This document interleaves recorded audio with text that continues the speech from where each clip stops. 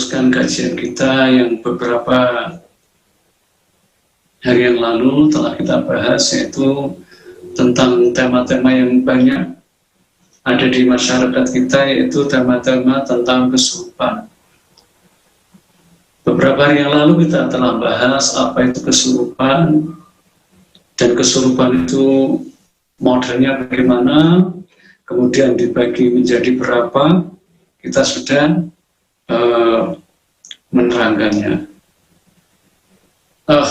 Ya, akhirnya Rosid, bisa didengar enggak? Terdengar ya? Bisa, Ustaz, bisa. Ya. Jadi beberapa hari yang lalu kita menjelaskan tentang definisi kesurupan dan bagaimana kesurupan itu, ternyata kesurupan itu dibagi berbagai macamnya. Ada yang kesurupan yang kuli, yang juz'i, ada kesurupan yang total, ada yang kesurupan juz'i atau sebagian. Yang mana kemarin kita mengatakan kuli, keseluruhan itu. Jadi pada waktu orang itu kesurupan, dikuasai semua, dikuasai seluruhnya. Jadi baik fisiknya maupun perasaannya. Terus ada yang juz'i. Juz'i itu kesurupan yang tidak keseluruhan. Misalkan pada waktu ada gangguan, itu tangannya saja yang gerak-gerak, atau matanya yang berputar-putar, bola matanya yang berputar-putar, atau mengerang saja. Nah, ini adalah juz'i. Kemudian tentang kesurupan, untuk masalah waktunya dibagi menjadi dua, yaitu daim. Yang daim itu adalah tetap, jadi dalam waktu yang lama, sekelas orang-orang yang sudah kena gangguan gila itu, yang mereka itu tidak sadar dalam waktu lama. Terus ada yang taif, yaitu waktu-waktu tertentu. Jadi dia kadang ada gangguan, kadang tidak ada gangguan, kadang tidak. Ini adalah sebagian. Nah, kemudian sesuai dengan judul malam hari ini, kenapa orang itu bisa gampang kesurupan? Kesurupan itu bisa terjadi pada diri seseorang itu antara lain karena sebab-sebabnya. Yang pertama, ada gangguan jin-jin tertentu yang mencintai orang. Jadi dicintai jin. Nah, itu biasanya juga gampang kesurupan. Yang mana kemarin kita tunjukkan indikasi orang-orang yang dicintai jin itu biasanya mimpi-mimpinya bagaimana, terus gangguan psikologinya bagaimana, sudah kita sebutkan dalam tema-tema yang kemarin. Terus kemudian jin-jin yang mencintai kita itu biasanya di titik mana biasanya, itu kita terangkan beberapa hari yang lalu.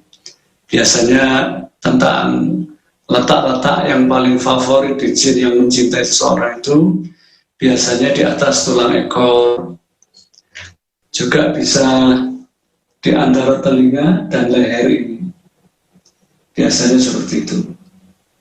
Atau maaf, biasanya dilipat paha dan sebagainya.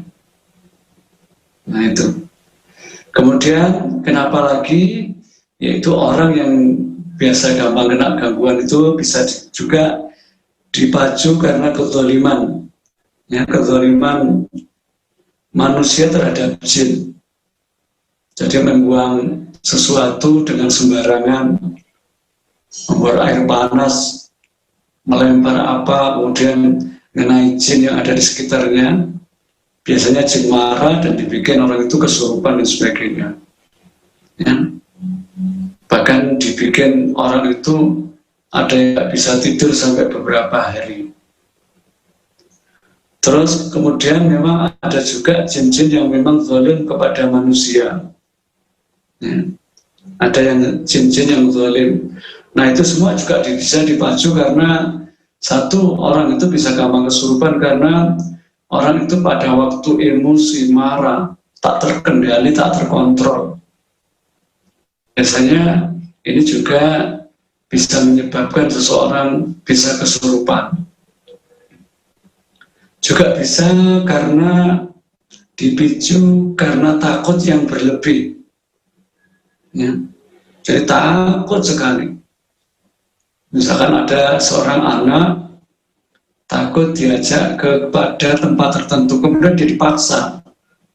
Nah, setelah itu apa yang terjadi? Dia bisa kesurupan. Terus apa lagi? Yaitu pada waktu orang yang kena gangguan dia muncul syahwat yang sangat-sangat kuat. Nah, dia cenderung juga bisa kena kesurupan. Jadi masih banyak lagi. Terus apa lagi? Yaitu tema-tema orang itu ghaflah, lalai. Jadi jarang zikir, sering melamun, ngeblank dan sebagainya. Ini memudahkan orang untuk kesurupan. Apalagi dipicu seperti di negeri kita ini. Jadi di negeri kita ini beda sama negeri-negeri yang lain. Biasanya kalau orang-orang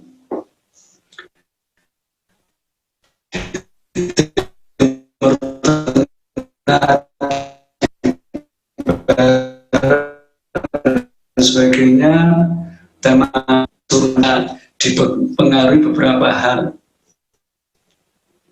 Yang pertama bisa dipengaruhi dari sosial budaya. Ya. Jadi sosial budaya itu bisa mempengaruhi, ya kalau di barat, di timur tengah itu tidak jarang ada nuansa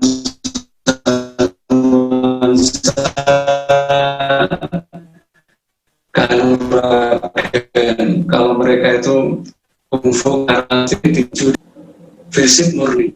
Ya, tapi kalau di negeri kita di Indonesia itu terutama di Nusantara, ya, di Nusantara itu saja mungkin kalau dulu bisa meliputi Indonesia, Thailand, Malaysia, Singapura, Filipina, itu juga bagian dari Nusantara.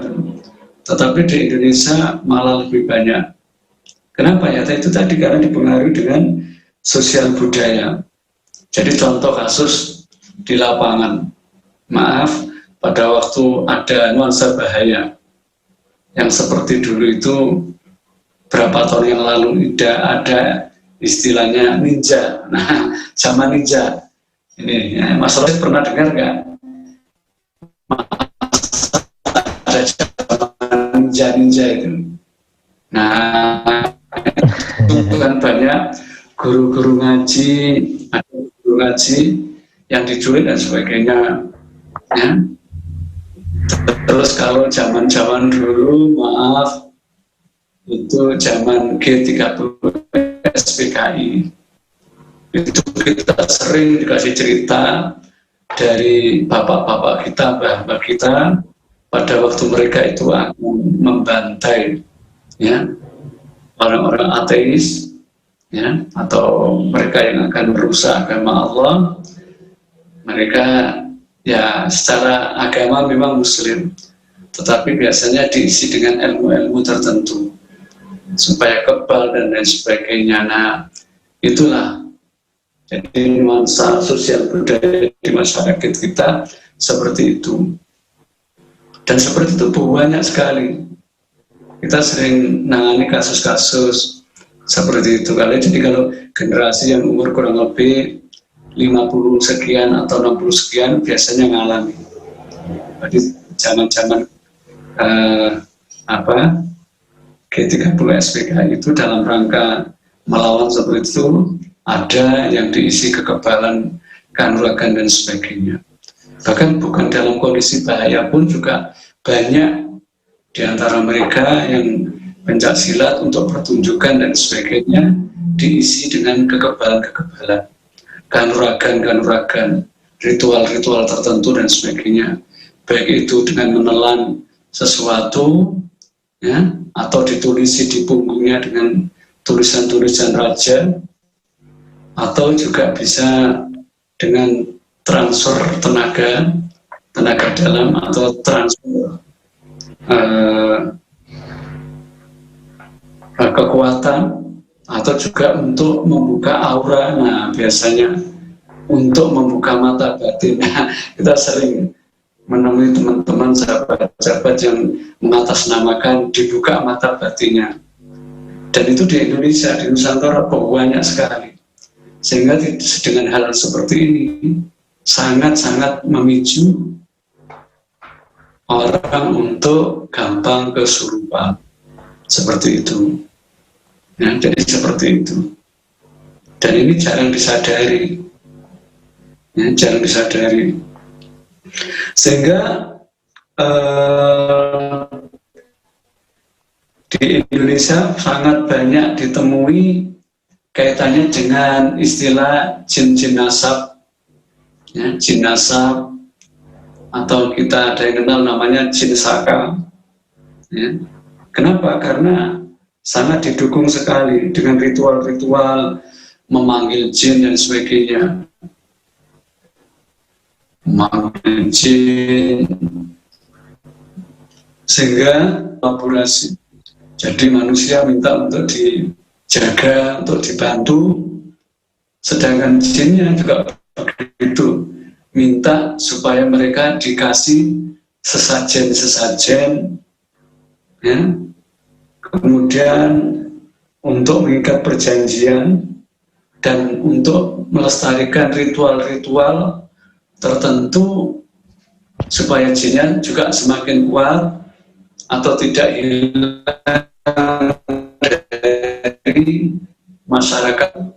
Bawah pohon beringin, di bawah pohon besar, atau di tugu-tugu tertentu, itu. Sehingga banyak kasus-kasus seperti ini.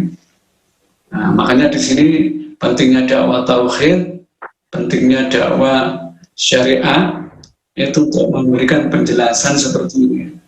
Karena kalau dakwah tauhid, dakwah syariah itu tidak dikumandangkan. Ya, apalagi kalau yang ngasih komando itu dari, maaf, para petinggi-petinggi, pejabat-pejabat atau pemangku kekuasaan. Nah, apalagi didukung dengan dana-dana tertentu. Nah, ini makanya sampai prihatin kita ada, ya, kesenian-kesenian tertentu yang malah didanai dengan dalih, ya, sebagai budaya, melestarikan budaya, nguri-nguri budaya, ya, dengan mereka mengatakan kearifan lokal dan sebagainya. Maka jangan kaget kalau di negeri kita itu banyak nuansa-nuansa kesurupan, ya, nuansa-nuansa kesurupan. Jadi ya pemicunya di antara sekian itu seperti itu. Itu. Nah, kemudian apalagi yang membuat orang itu cenderung gampang kesurupan? Karena dipengaruhi kalau tadi dengan sosial budaya. Nah, berikutnya juga dipengaruhi dengan mental dan karakter. Nah, ini ya, mental karakter ini sangat-sangat berpengaruh. Ya, kalau orang-orang Barat, bahkan orang Arab itu tidak ada bahasa nakuti, ada ini dan itu. Mereka pemberani, memiliki pribadi yang syuja'ah, ya, yang pemberani. Ya, di Barat juga begitu, ya, seperti orang Jepang katakanlah, ya, itu. Jadi pada waktu mereka masuk gua, masuk apa, ya biasa-biasa saja. Tapi kalau di kita, waduh, sudah pokoknya gini, ya, ini ada ini, bahkan ditambah, dibumbu-bumbuin, ya, dibumbu-bumbuin dengan istilah takut hantu. Nah, itu semakin menambah persepsi-persepsi, sehingga orang itu semakin gampang untuk kesurupan. Jadi mental dan karakter itu juga berpengaruh. Ya. Dengan mereka ditakut-takuti, ada hantu, ada pocong dan sebagainya, mereka itu memiliki mental yang sudah ditaklukkan. Padahal kemarin pada waktu di kajian kaitannya seluk-beluk jin atau hakikatul jin, hakikat jin apa? Di situ Syekh Wahid Salam beliau mengatakan bahwa jin itu akan berani kalau kita takut. Tapi sebaliknya kalau kita berani, jin itu akan takut. Jadi seperti itu. Jadi dengan mental-mental seperti ini, itu orang cenderung gampang kena gangguan kesurupan. Juga seperti itu juga. Misalkan di masyarakat itu, misalkan kita ada toko, kita memiliki tempat usaha kok sepi. Nah, pikiran kita kalau di daerah-daerah itu sudah langsung apa? Wah, langsung sultan. Wah, ini kena sihir ini. Kena ini, kena itu. Nah, kalau kita kan tidak. Ya. Kalau orang barat tidak seperti itu. Kenapa dan kenapa? Nah, jadi kalau karakter kita, mental kita itu sudah mental-mental seperti itu, belum sudah sultan dan sebagainya. Ini semakin memicu dan memacu untuk orang gampang kesurupan. Jadi mentalnya sudah ditaklukkan. Walaupun kita kaitannya dengan kajian ruqyah tidak menutup kemungkinan toko sepi, toko gini-gini itu ada kemungkinan juga bisa karena faktor sihir. Tapi dengan dalil, ya, dengan syarat itu memang sudah didiagnosis. Ya. Jadi sudah didiagnosa dulu. Oh kenapa orangnya gini. Nah seperti itu. Apakah usahanya sudah maksimal, bukanya sudah bagus. Nah apakah nggak musim pandemi seperti ini? Kemudian bagaimana pelayanannya, bagaimana harganya? Itu secara hitam di atas putih harus kita tanyakan dulu. Jadi tidak boleh langsung wah ini unsur sihir dan sebagainya. Nah, walaupun kalau itu di lapangan juga sebagian ada unsur-unsur kena sihir dan sebagainya. Seperti kemarin itu kita diminta oleh orang luar Jawa, diminta Ustaz, kenapa usaha saya gini. Nah saya hibur ya, sabar Mas, mungkin ini karena masih ada COVID ini. Mungkin pembeli satu itu, nomor dua mahasiswa belum banyak yang datang ke kita ke Malang sehingga sekian persen berkuranglah, sabar. Terus ditanya lagi, tidak Ustaz, tapi beberapa hari lalu sempat ramai, kenapa ini kok sepi? Nah kemudian setelah kita tanyakan lagi, kita datangi ke tempat, kita diagnosis orangnya, bahkan karyawannya, saya tanya satu persatu apa yang dirasakan dan sebagainya. Oh ternyata setelah didiagnosa, ternyata memang ada yang kena unsur sihir. Tapi dengan jalan juga ya sudah dites dulu, jadi didiagnosa dulu. Jadi tidak langsung wah kena sihir, kena gini, tidak. Walaupun kita berugia juga tidak dikit-dikit jin, itu tidak. Nah, jadi ada syarat-syarat, ada ciri-ciri, itu indikasi-indikasi kalau itu gangguan jin dan sebagainya. Terus kemudian mitos ini, misalkan ada orang tertentu, wanita tertentu, nah ini banyak yang datang ke kita, terutama akhwat ini. Kalau sudah umur 27, 28 belum nikah, Masya Allah, sudah, wah ini sudah bingung. Ya, Ustaz, apa benar saya ini kena gini? Kita diagnosis dan sampean selama ini apa yang dirasakan? Apakah sampean sudah ta'aruf, terus pesan sama ibu atau bapak atau teman yang baik? Kalau memang ada yang mau ta'aruf dengan saya gimana? Atau sampean tidak ada usaha sama sekali? Itu tetap kita tanyakan.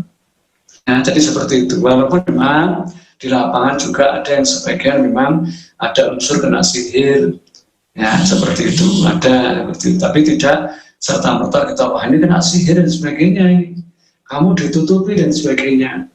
Kadang-kadang seperti itu. Jadi kita tidak langsung mengklaim bahwa itu kena gangguan jin atau seperti itu. Ya. Terus juga mungkin ada yang sakit-sakit menaun, ya sakit-sakit yang menaun. Nah sudah persepsi kita wah ini kena sihir, kena gini. Nah itu belum tentu juga, ya, belum tentu juga. Ya kenapa dia kok sakit menaun? Kita tanya medisnya kenapa dan sebagainya, baru kita diagnosis kaitannya yang dengan urusan ruqyah. Kalau di situ memang tidak ada, ya kita katakan tidak ada. Jadi masnya ini sakitnya cenderung juga karena sakit medis. Walaupun perlu digarisbawahi bahwa ruqyah itu sesungguhnya bukan hanya untuk sakit yang non medis saja. Jadi ruqyah itu ingat bahwa Al-Quran itu bukan hanya sakit yang untuk non medis, tapi adalah sakit yang juga medis, yang sakit kaitannya dengan hati. Makanya Allah katakan wa nunazzilu minal Qur'an ma huwa syifa. Jadi Quran itu sebagai obat. Terus dalam ayat yang lain, ya ayyuhan nas qad ja'akum mau'izatun min rabbikum wa shifaa lima fis sudur. Jadi Al-Quran itu adalah sifat, obat, dan juga untuk kaitannya obat apa yang ada di hati kita. Jadi segitu. Jadi orang-orang yang indikasinya gampang kesurupan itu kenapa? Ya tadi faktornya. Jadi bisa karena faktor disenangi jin, bisa karena ganggu jin, atau diganggu jin, seperti itu.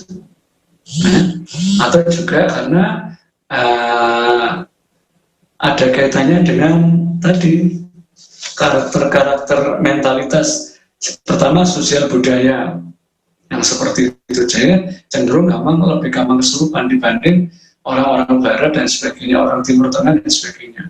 Kalaupun di ruqyah, kalau di orang-orang Timur Tengah cenderung muntah-muntah saja, muntah ya sudah.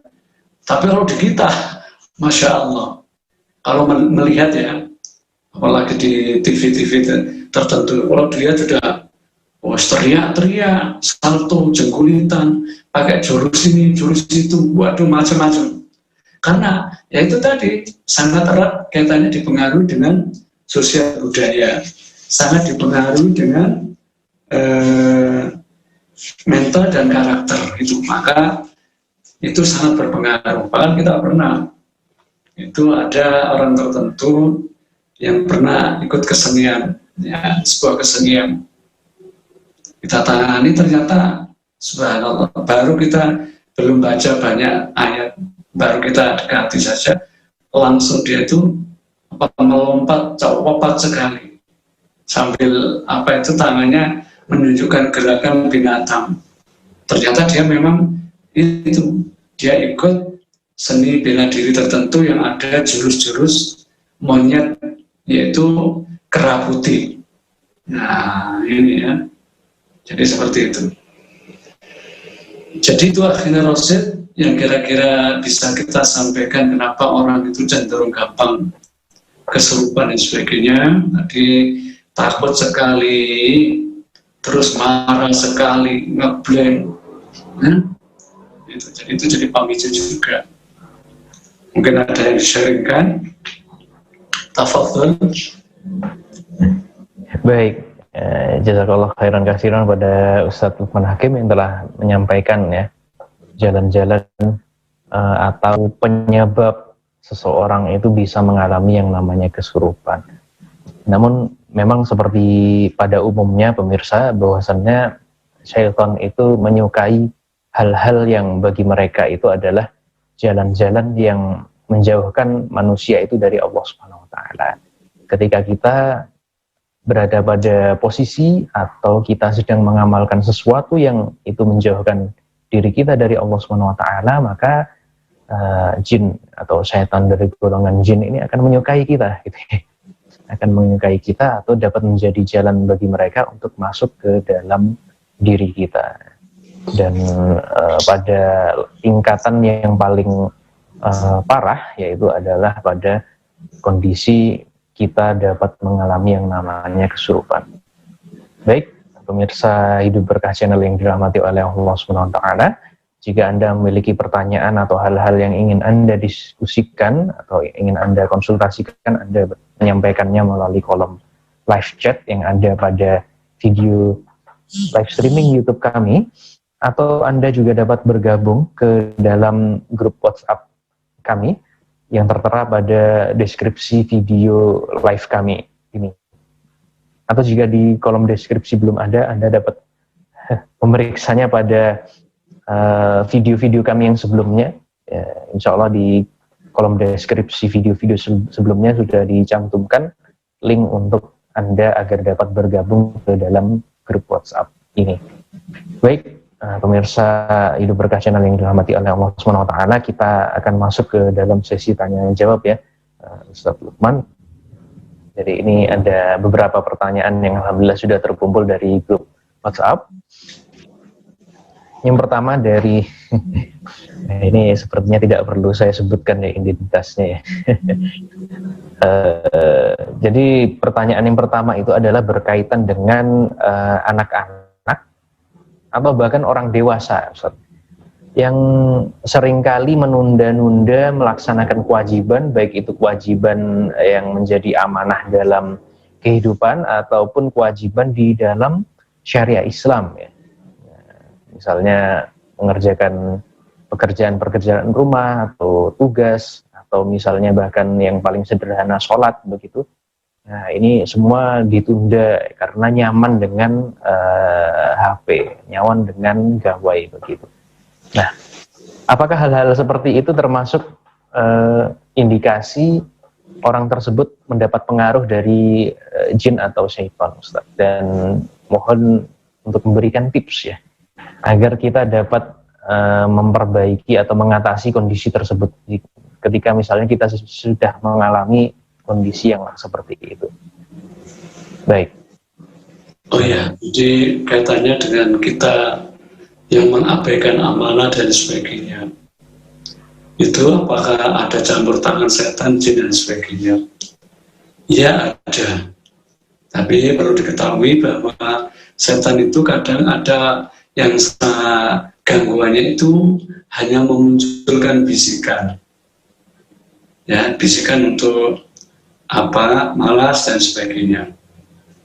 Untuk mengabaikan dan sebagainya. Tapi ada yang gangguan-gangguan itu sampai memunculkan ketidaksadarannya. Jadi sampai benar-benar tidak sadar. Jadi untuk mengukur apakah orang itu gangguan yang benar-benar daim, ya, daim itu yang permanen apa tidak, itu diukur dari kalau ada orang misalkan pada waktu tertentu ada malas, itu ya sekelas jinnya cuma mungkin bisiki saja dan sebagainya. Tapi kalau sudah apa, itu jadi karakter pemalas sekali, itu berarti jinnya benar-benar sudah masuk.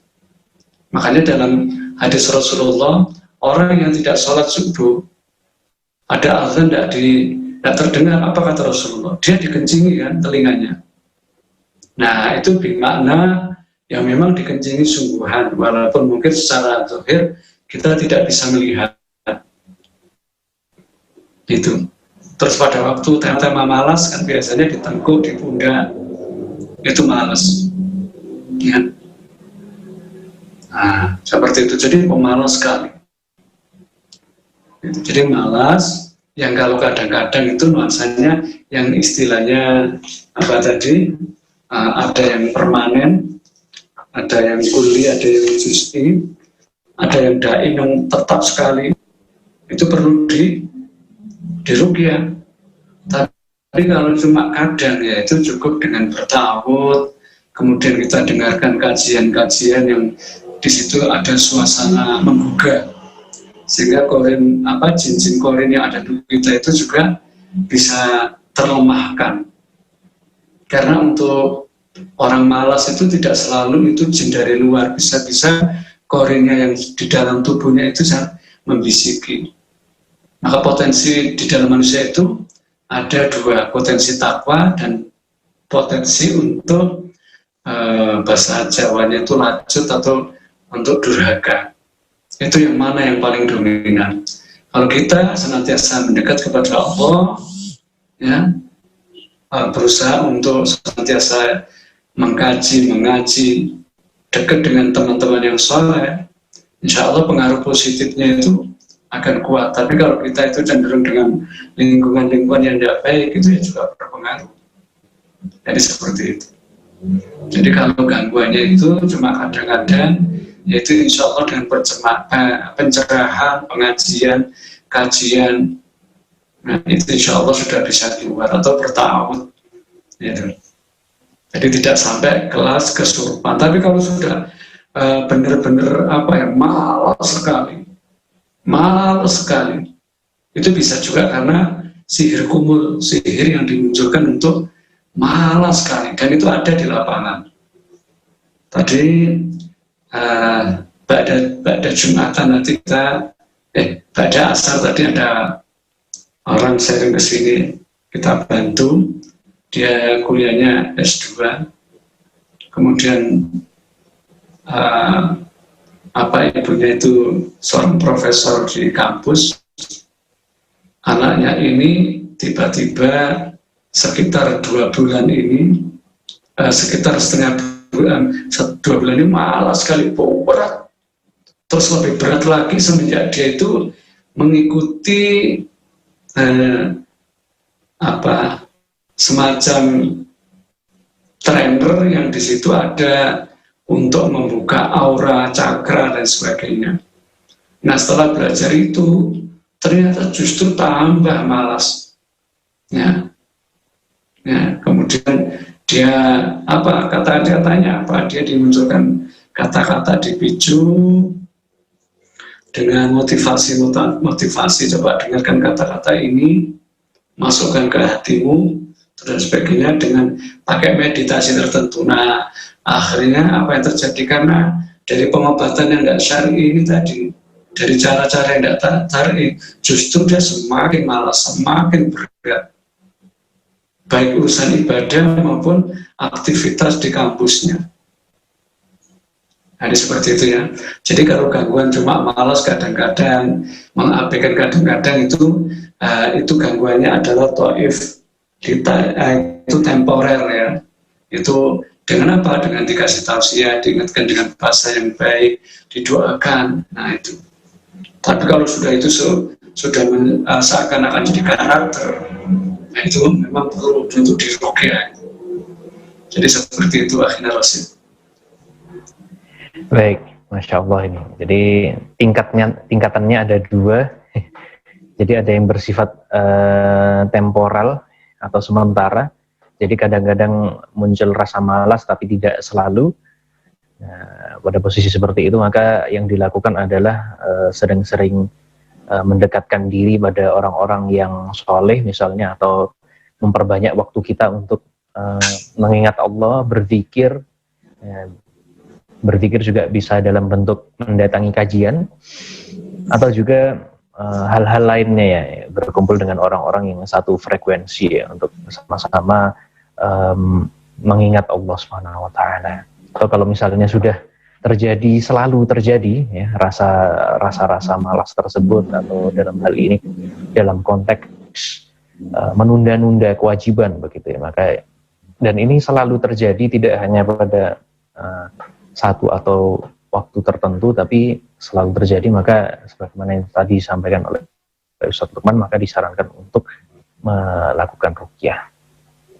Nah, ini apakah juga termasuk dalam hal aktivitas tertentu, Ustaz? Misalnya yang sering kita jumpai itu begini, Ustaz, bahwasannya sering ya ada mahasiswa yang soleh begitu ya, soleh, rajin ke masjid, rajin sholat malam, sholat duha, rawatib pun tidak ketinggalan, datang ke kajian rajin sekali. Namun ketika jadi ini kondisinya mahasiswa semester akhir begitu, Ustaz. Nah, jadi dalam hal ibadah ruqyah gitu ya, itu rajin sekali, tapi ketika uh, dalam hal mengerjakan tugas akhir atau skripsi itu seringkali malas-malasan begitu, Ustaz. Apakah ini juga termasuk ke dalam kondisi yang tadi, Ustaz? Oh iya, jadi seperti itu bisa macam-macam ya. Kita sering didatangi mahasiswa-mahasiswa yang semester 12, 14, yang mereka itu takut untuk menghadap dosen dan sebagainya. Terus kita kasih motivasi, kita kasih pencerahan, kenapa harus takut, ya. Kan kita memang datang ke sini itu kayak ala ilman. Jadi kita datang ke Malang, kita datang ke sini adalah dalam rangka untuk mencari ilmu. Jadi apapun sudah dihadapi, udah Bismillah tawakkaltu ala Allah, itu sudah, jangan terasa takut. Ya, jadi ada yang mereka itu tidak lulus itu karena justru di tugas akhir. Jadi itu tema-tema malas biasanya bisikan. Karena ngatasi apa? Misalnya kita pakai udah mandiri. Coba usahakan kalau mandi itu seperti mandi seluruh tubuh. Ya Allah, yang bikin malas di tubuh saya. Jadi dengan keberkahan air, kan dalam Al-Quran itu Allah berfirman bahwa dan aku jadikan kehidupan ini dari unsur air. Jadi seperti itu. Jadi mandi segar. Ya. Kalau perlu mandi seperti mandi besar. Ya Allah, yang bikin gak nyaman tubuh kami itu. Coba pada waktu Nabi Ayub alaihissalam, mereka dikasih obat apa sama Allah, disuruh menghentak ke tanah, kemudian muncul air, kemudian dibuat mandi. Jadi air itu adalah kehidupan. Ada itu sering mandi, karena biasanya orang-orang tipikal pemalas itu mandinya juga gitu. Kita itu kalau mandi ikuti kaifiyah Rasulullah, itu jangan dikira. Jadi pada waktu kita melakukan sunnah dengan keyakinan yang kuat, itu sudah bagian dari ruqyah sebenarnya. Contoh wudhu yang bagus, ya, berkumur, tangan diginikan, dicuci, kemudian istinsak. Istinsak itu bagus supaya jin-jin yang ada di hidung itu Allah keluarkan. Wudhu yang sempurna, terus setelah itu berdoa, asyhadu an la ilaha illallah wa la syarika lah, asyhadu anna Muhammadan abduhu wa rasuluhu, Allahumma ij'alni minat tawwabin. Itu doa di pokok semua bentuk ketaatan itu dilakukan dengan baik. Itu jin-jin yang nempel di kita, ya, baik yang itu cenderung apa itu temporer, ya, yang daim maupun yang taif, yang apa permanen apa itu sekian persen mesti terkurangi, bahkan ada reaksi. Jadi tema-tema malas seperti itu. Terus sekarang ini yang paling bahaya. Ini godaan untuk adik-adik mahasiswa, bukan mahasiswa, siapapun itu yang fitnah akhir zaman, yaitu yang namanya setan gepeng. Setan gepeng alias ini HP, ya. Ini kalau tidak hati-hati, ya, bukan berarti kita tidak boleh pakai HP, ya. Kalau tidak, ini rata-rata ini, ya. Jadi maunya mengerjakan tugas, tapi lihat yang lain terus begitu. Dan ini fitnah sekali. Ya, kita banyak kalau nangani di lapangan itu banyak yang kena gangguan itu rata-rata kebanyakan adalah faktor karena jin yang masuk lewat pintu-pintu dosa. Nah, pintu-pintu dosa. Saya tadi keseharian itu berapa orang itu juga gitu. Ada seorangnya mahasiswa begitu, sebut saja gitu ya. Kok mahasiswa ini kok malas dan sebagainya, tidak bergairah dan sebagainya, melentur, sontrung, ya lemas, kuliahnya tidak selesai-selesai, katanya. Masnya ya susah fokus, ya, susah konsen, ya, iya. Ada teman tidak pede, ya Pak Ustadz tidak pede. Dulu masnya dari mana? Saya dulu dari Pak Ustadz, pernah ada riwayat masuk pesantren. Tidak ada Pak Ustadz, cuma dulu dari sekolah Islam Sanawiyah sama Aliyah. Terus apa yang kepikiran sekarang? Saya kepikiran maaf cewek. Nah, bener kan? Saya itu bingung. Terus saya tanya, saya diagnosis. Ya, tidurnya juga susah. Makannya juga susah. Ternyata apa? Dia kebanyakan apa? yaitu kena gadget mania. Ya, terus saya lihat catanya, maksudnya kalau di HP, di laptop sering nggak lihat konten-konten yang nggak bagus, film-film gini. Ya itu Pak Ustadz susah berhenti. Nah bener kan, yang kena ininya, ini maaf ya, di otak depan ini namanya PFC, isinya prefrontal cortex, isinya fokus, konsen, merencanakan masa depan, berpikir kritis, analisis, bedakan perkara benar salah, mengeksekusi masalah atau mengambil keputusan. Ini di sini semua pada waktu orang itu terlalu gadget mania, apalagi yang dilihat konten-konten yang ada baru, itu waduh bahaya. Ya, itu ini di otak kita itu, sehingga tubuh kita dipacu untuk mengeluarkan zat namanya zat dopamin. Zat dopamin itu bagus untuk orang yang sudah rumah tangga sebagainya, ya. Itu bahagia pada waktu hubungan itu gitu mengeluarkan itu. Tapi kalau belum waktunya itu jadi pacu itu akhirnya otak kita itu kebanjiran, itu akhirnya lemot, terus efek ke psikologi mesti itu resah, gelisah, malas dan sebagainya. Coba rata-rata di antara kita dan sebagainya yang mereka kuliahnya itu keteteran, rata-rata hampir kena gangguan dari setan gepeng alias HP, rata-rata. Nah, seperti itu. Jadi makanya carinya itu sebenarnya kepada waktu kita ikuti syariat Allah dalam waktu-waktunya bagus, sholatnya bagus, silaturahim kepada teman yang baik, ke guru ikuti kajian, baik sama ibu sama bapak, itu birrul walidain. Itu saja pengaruhnya ke kita itu sudah dahsyat. Ya. Hidup itu senantiasa bergairah. Jadi pembawaannya kalau habis tidur baca doa, setelah itu kepingin mandi, ya istirahat sebentar, terus baca-baca buku atau apa berita yang baik, terus gitu rutinitasnya. Jadi ibadah yang kita lakukan tuh Masya Allah dahsyat pengaruhnya dalam rangka untuk membentengi tubuh, membentengi hati kita, membentengi tubuh kita dari pengaruh-pengaruh yang tidak baik. Seperti itu.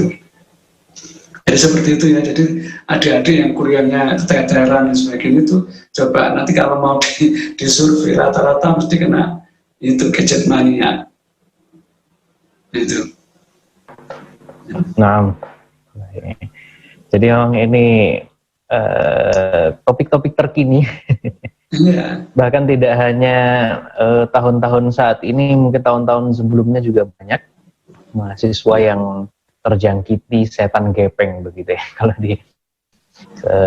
diistilahkan oleh Kiai atau Ustadz Lukman Hakim ini. Jadi luar biasa memang. Kita harus berhati-hati kepada setan gepeng ini, bukan berarti kita tidak boleh mengoperasikan gadget, tetapi kita harus tetap waspada. Jadi memang sebagaimana yang disunahkan, bahkan tidak hanya disunahkan tapi diwajibkan dalam mengawali dan mengakhiri sesuatu itu karena Allah Subhanahu wa taala diniatkan baca basmalah. Mengingat dalam artian bahkan sebelum mengoperasikan gadget mengingat pada Allah Subhanahu wa taala, ya Allah, jangan sampai saya mengoperasikan gadget ini untuk dalam rangka apa? Dalam rangka untuk menyia-nyiakan waktu saya atau untuk untuk sekedar menghibur sehingga pada akhirnya saya menjauh darimu ya Allah. Nah, misalnya seperti itu pemirsa. Nah, ini luar biasa sekali. Nah, ini sebenarnya ada dua pertanyaan lagi nih. Nah, ini kurang tahu nih. Ini sutradaranya memperkenankan saya untuk melanjutkan sampai pertanyaannya habis atau seperti apa. Nah, tapi saya lanjutkan terlebih dahulu ke pertanyaan selanjutnya yang berkaitan dengan medis terlebih dahulu. Jadi ini saya bacakan saja dari WhatsApp. Maaf, mau nanya, saya kan berobat, kata dokter, asam lambung. Nah, dokter lain juga bilang GERD. Saya agak lupa ini kepanjangannya. Intinya kaitannya dengan asam lambung. Nah, pas teman bilang, coba sini saya pijit, nah ternyata katanya ada yang nempel, entah apalah saya nggak ngerti. Nah ada suami teman juga bilang di tubuh saya ada sesuatu. Nah ketika saya belajar meruqyah sendiri, reaksinya saya mual-mual dan muntah-muntah. Apakah saya terus belajar meruqyah sendiri atau harus bagaimana? Oh ya. Berkaitan dengan penyakit ya. Tafadhol. Oh ya, jadi begini akhirnya Rasid, sahabat hidup berkah yang dimuliakan oleh Allah. Jadi benar untuk ukhti tadi, ukhti atau siapa yang cenderung itu asam lambung naik. Jadi secara psikologi orang sakit asam lambung itu gangguannya bisa macam-macam ya. Tapi yang paling dominan adalah orang itu cenderung gampang mikir, jadi mikiran, terus stres dan sebagainya. Pada waktu orang itu mikir berat, jengkel, nahan perasaan yang berat, ya itu biasanya perut kita kaku, akhirnya asam lambung naik. Pada waktu asam lambung naik itu sering-sering begitu, ya, nanti mesti ngefek ke perut, mesti asam lambung. Biasanya secara psikologi orang seperti ini gampang resah, gelisah, mikir dan sebagainya. Nah perkara dari mana dia mikir? Kita ingat ya dengan pelajaran kemarin, kadang-kadang ada jin yang ikut main di dalamnya, jadi numpangi di situ. Dengan apa? Dia gampang marah, jengkel, resah dan sebagainya. Tapi setelah Anda dikasih tahu sama teman bahwa ada sesuatu, ternyata Anda kemudian membaca ayat-ayat ruqyah atau mendengarkan ayat Quran. Jadi ayat Quran itu subhanallah ya, kalau didengarkan saja itu keberkahannya dahsyatnya bukan main. Ya, makanya kata Allah, wa idza quri'al Qur'an fastami'u lahu wa ansitu la'allakum turhamun. Kalau Quran itu dibaca, maka dengarkanlah supaya kamu dapat rahmat. Rahmat itu apa? Ya kasih sayang Allah, hidup kita berkah. Jadi baru didengarkan saja itu sudah, itu saraf-saraf kepala kita itu sudah nyaman. Itu. Ini tataran seperti tataran urusan negara. Itu sudah hidup kita nyaman, tenang. Nah, pada waktu Anda mendengar Quran dibaca atau doa tertentu, reaksi berarti memang di tubuh Anda ada. Nah, caranya bagaimana? Untuk mengetahui gangguannya, coba didiagnosis sendiri apa yang tidak enak di tubuh sampean. Misalkan Ustaz, perut saya gampang sebah mual, asam lambung, yaitu disebut asam lambung. Apalagi terus kadang-kadang migrain, ya migrain disebut cacat. Nah pada waktu orang minta nanti, pada waktu ruqyah mandiri itu disebut, ya Allah kepala saya gampang pusing, ya Allah keluarkanlah semua gangguannya, perut saya gampang. Nah pada waktu itu baca Quran atau dengarkan, sudah diniati. Pada waktu itu kekuatannya sesuai dasar apa? Yakin kalau Allah nyuruh dengarkan bacaan Quran itu artinya apa? Oh, pengaruhnya bagus untuk kita, yaitu urusan fisik maupun psikologi. Nah, pada waktu Anda membaca dengan niati tunduk taat kepada Allah, itu pengaruhnya dasar. Bisa muntah-muntah. Nah, pada waktu Anda muntah atau sendawa, itu sekian persen Allah keluarkan seperti itu. Apalagi kalau subhanallah Quran itu bukan hanya sekedar dibaca, tetapi diamalkan. Jinnya bukan hanya sekedar muntah, dia tercerahkan. Ya. Jadi jin keluar itu tidak selalu bentuknya maaf ya, muntah dan sebagainya, sendawa dan sebagainya, mengerang dan sebagainya, tidak. Pada waktu kita baca Quran kemudian tercerahkan, itu sudah subhanallah sekian jin itu sudah ada yang keluar dari tubuh kita. Itu jadi memaknainya seperti itu. Jadi tidak sempit, sehingga kita itu dalam kajian ruqyah itu bukan maaf ya, bukan dalam arti bahwa Quran itu hanya untuk mengeluarkan jin, bukan hanya itu. Jadi Quran itu terlalu agung, maaf ya, perlu digarisbawahi. Al-Quran itu terlalu besar, terlalu agung kalau hanya untuk mengeluarkan jin dan setan, wewe gombel, pocong, kuntilanak, terlalu agung. Karena apa? Quran itu untuk keberkahan dunia akhirat. Makanya Allah katakan dalam surat Al-Hasr, "Lau anzalna hadzal Qur'an ala jabalin la ra'aitahu khashi'an mutasaddian min khasyatillah." Andai kata Quran itu diturunkan di atas gunung, gunung itu akan meledak, akan hancur, lebur. Karena apa? Begitu takutnya gunung itu kepada keagungan Allah. Apalagi cuma penyakit ini, penyakit itu.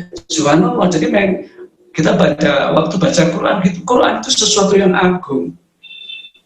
Nah, kalau sesuatu agung itu baca, sudah ngefek keberkahannya. Apalagi dibaca, diistiqomahkan. Apalagi diamalkan, disyariatkan. Wah, ini sudah Masya Allah. Makanya ini Quran itu seperti itu. Keberkahannya ya ngefek untuk semuanya. Nah, kenapa kita seperti ini? Ya karena Quran itu jarang dibaca, ya, terus diamalkan, apalagi disosialisasikan dalam bentuk undang-undang, dalam bentuk syariat. Subhanallah. Makanya tidak mungkin orang itu kalau mengamalkan Quran pasti berkah.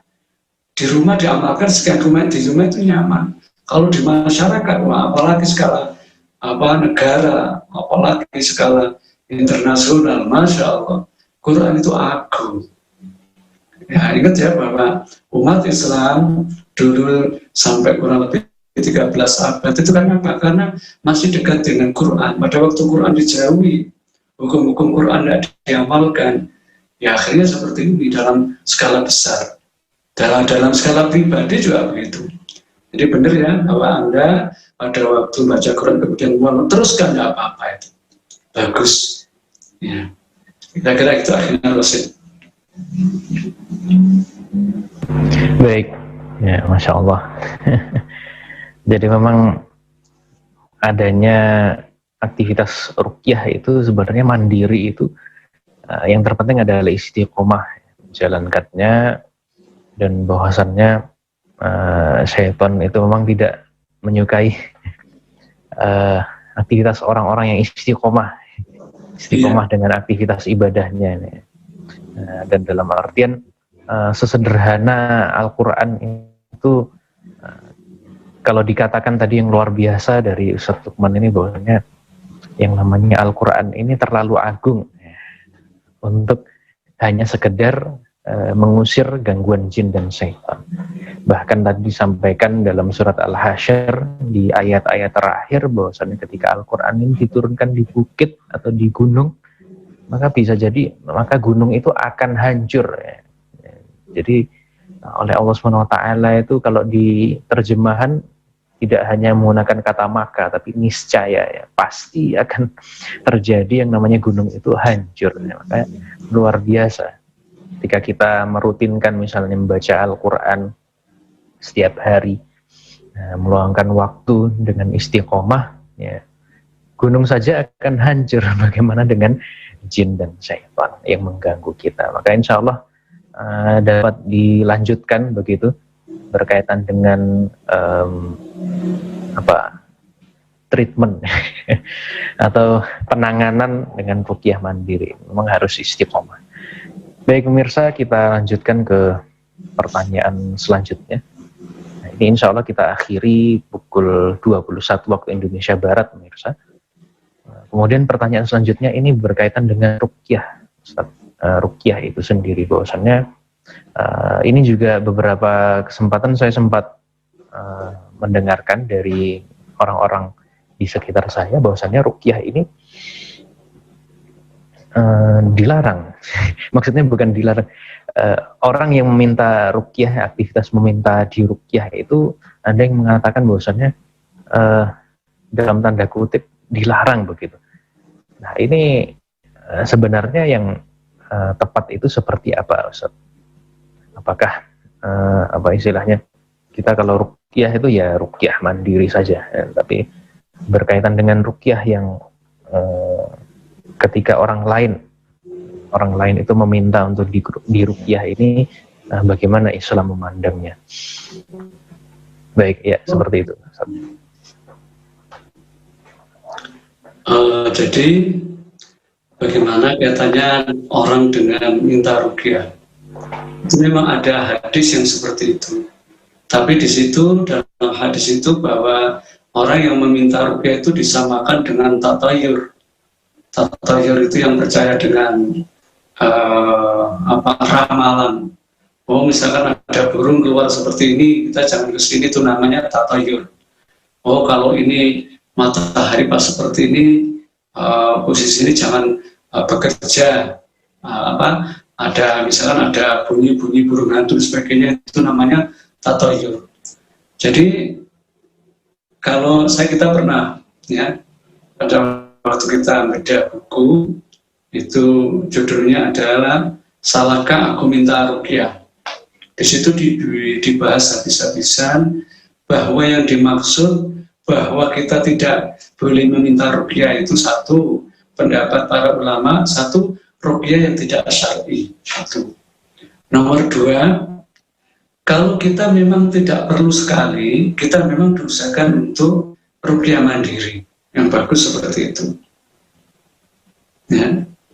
Jadi seperti itu. Tapi fakta di lapangan bahwa kalau kita misalkan orang seperti itu itu dianggap nanti tidak termasuk 70.000 orang apa itu saya lupa hadisnya, insya Allah itu termasuk dianggap tidak tawakal. Kalau pertanyaannya begitu, coba kita balik bertanya, kalau begitu ke dokter bagaimana? Kan ke dokter juga dalam rangka untuk cari kesembuhan, alasannya dianggap kurang tawakal, ya. Orang tawakal. Jadi tawakal itu tidak menafikan usaha. Satu seperti itu ya. Memang ada hadis juga, ada seorang wanita, Rasulullah pernah bersabda, pernah berkata, "Wahai sahabat, kepinginkah Anda ketemu ahli surga?" Kepingin Rasul. Nah, ini ada seorang wanita, namanya saya lupa fulana ini. Nah, dia seorang yang karena gangguan epilepsi. Rasul, tolong aku didoakan untuk bersabar. Apa kata Rasulullah? Kalau kamu bersabar, kamu jadi ahli surga. Tapi kalau tidak, kamu juga akan saya doakan, mudah-mudahan epilepsimu sembuh. Ya, terus wanita ini, sudah Rasul, saya kalau gitu milih yang masuk surga walaupun epilepsi. Dalam hadis ada seperti itu. Kemudian, tapi saya mohon Rasul, pada waktu saya epilepsi seperti kesurupan, mintakan ke Allah supaya aurat saya tidak tersingkap, tidak terbuka. Akhirnya orang itu diijabahi doanya sama Rasulullah. Tapi kan ini bukan pilihan ya. Jadi pilihan seperti ini kan orang kepingin sehat.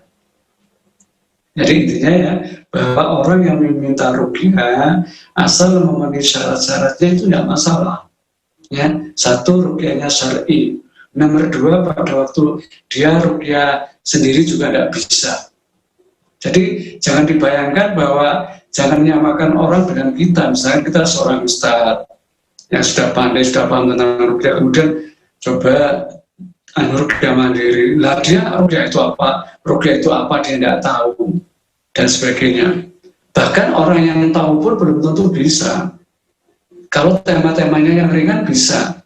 Ya, banyak kasus di lapangan. Saya pernah ada seorang ustaz di Malang, saya tetap hormat sama beliau. Dia termasuk, saya tetap hormat saja, orang yang mengatakan bahwa minta ruqyah tidak boleh. Tapi suatu saat anak buahnya, santri-santrinya datang ke kita. Saya santri dari Ustadz Fulan, gitu. Loh, Ustadz Fulan kan enggak merekom untuk minta ruqyah. Ya Pak Ustadz, tapi saya nggak bisa, disuruh ruqyah mandiri nggak bisa. Nah, makanya seperti itu, makanya cari ahlinya. Nah, kita hampir tiap ruqyah mesti kita ajari untuk bisa ruqyah mandiri, karena ruqyah ini ilmu yang agung juga, ya. Bahkan Ibnu Taimiyah kalau nggak salah, orang yang melecehkan ruqyah itu bisa dianggap sebagai bisa kufur. Itu seperti itu. Jadi kita minta ruqyah itu karena satu, tidak bisa, ya. Nomor dua, kita minta ruqyah karena ruqyahnya syar'i. Karena tidak semuanya masalah itu gampang itu untuk diruqyah. Misalkan kena gangguan apa, jin-jin kanuragan. Dia bagaimana caranya mengeluarkan? Apa dibacakan ayat saja? Kalau dia tidak bisa, justru malah kesurupan. Karena apa? Caranya nggak bisa. Oh, caranya gimana ya? Didiagnosis dulu. Kapan mulai belajar kanuragan, dengan apa dia kanuragan, apa dikasih peloran, dikasih gedang hijau, terus kemudian dimakan apa tidak. Dari situ kemudian atau dipakai di punggung, ditulisi raja apa enggak. Pada waktu itu cuma dibacakan Quran saja, bukan Qurannya enggak agung, enggak, memang semuanya ada ilmunya, cuma langsung dibacakan. Kadang yang muntah kesuruh, kadang yang itu, tapi tidak bisa bersih, karena memang di situ ada keilmuan, ya, seperti itu. Seperti orang kena cincin saka atau cincin nasab, bagaimana merugiannya itu? Apa cuma dibacakan hilang? Di lapangan tidak bisa seperti itu. Rata-rata harus ada namanya pembatalan akad. Itu lebih mudah kalau dibatalkan. Kalau cuma dibacakan Quran, bisa-bisa cuma monting-monting mual-mual aja. Nah, jadi seperti itu. Insya Allah nanti bahasan berikutnya kita juga bukakan hadis yang kaitannya dengan dalil yang orang tidak diperkenankan untuk minta ruqyah. Ternyata setelah kita tahu itu bahwa jumhur ulama itu yang tidak boleh itu adalah satu ruqyah yang tidak syar'i. Nomor dua, orang yang memang dia bisa ruqyah sendiri tapi minta diruqyah, itu memang dianjurkan untuk bisa ruqyah mandiri saja, seperti itu. Jadi sekali lagi bahwa minta diruqyah itu tidak masalah, yang penting ruqyahnya adalah yang syar'i, begitu.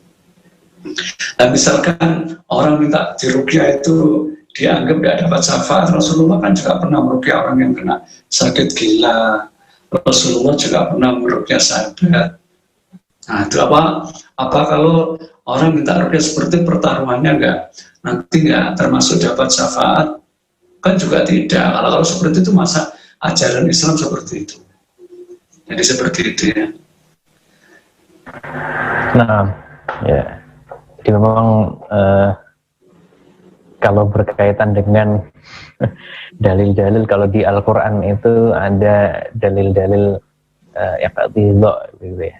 Jadi mengutarakan sesuatu yang seolah-olah itu adalah sesuatu yang tegas, tapi ada pengecualian.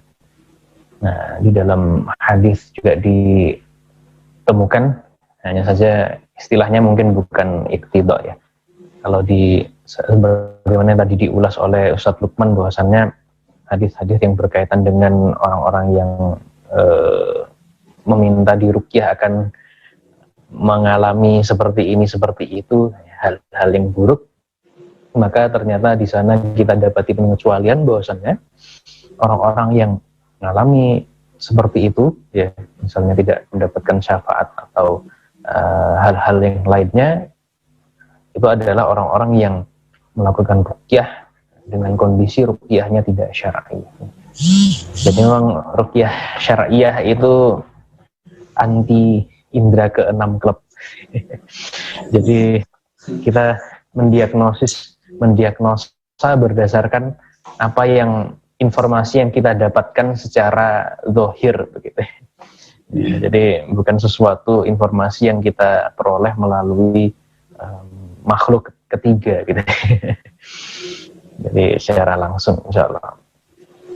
Dan juga memang bacaan-bacaan ruqyah ini memang harus bacaan-bacaan yang memang sesuai dengan tuntunan Rasulullah SAW.